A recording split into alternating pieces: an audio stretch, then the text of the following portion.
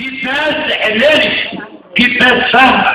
واحد اول ما يدخل الوزاره كله يبقى عارف ان ده ايه، عارف تاريخه، ده داخل يشتغل، داخل يوقف الوزاره على رجل.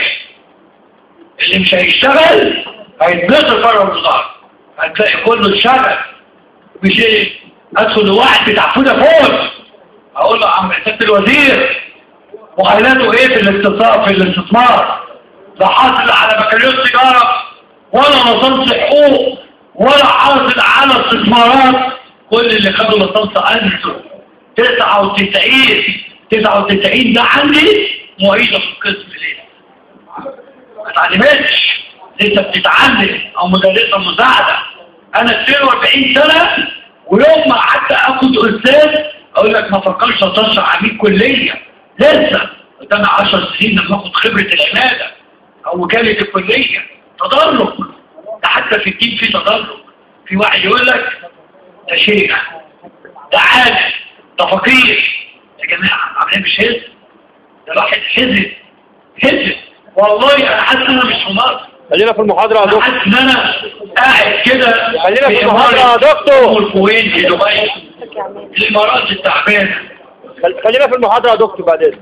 مش انت اللي تقول علي اذنك. اصل حضرتك كده بتفرض رايك علينا. انا ما بفرضش رايي. انا مش موافق. مش عاجبك ما تحضرش. لا حضرتك خلينا في المحاضرة. مش عاجبك ما تحضرش. ما تفرضش كلام سعادتك علينا. لا انت بتقول انا ما بفرضش رايي. لا احنا جايين نحضر محاضرة، مش عايزين نسأل على سعادتك السياسي. ماليش دعوه، انا راجل اقتصاد. انا مش عايز اسمع بتكلم وبقول لك الوضع الاقتصادي بتاعك. بقول لك الدوله محتاجه خبرات. انت جاي تحت شركه اللي تقول لا يا دكتور معلش كلام سعادتك برضه. لما توصل لدرجتي تتناقش معاك.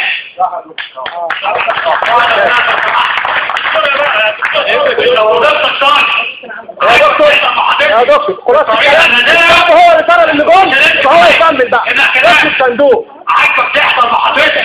انا بحضر يا دكتور اقتصاد ما بحضرش سياسه. مش عاجبك؟ انا بحضر اقتصاد مش حاضر سياسه. لو سياسه يا دكتور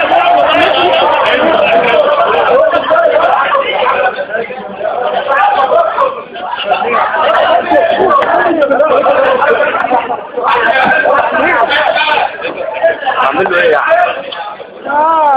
الله